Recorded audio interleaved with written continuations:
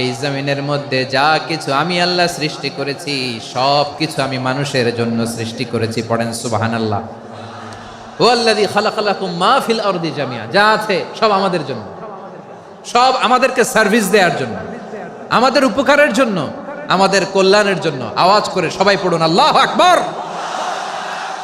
অন্য আয়াতে আল্লাহ বললেন ওয়াসাখখারা লাকুম মা ফিস সামাওয়াতি ওয়া মা ফিল আরদি জামিআম মিন ইন্না ফি যালিকা লাআয়াতিন লিকাউমি ইয়াতাফাক্কারুন।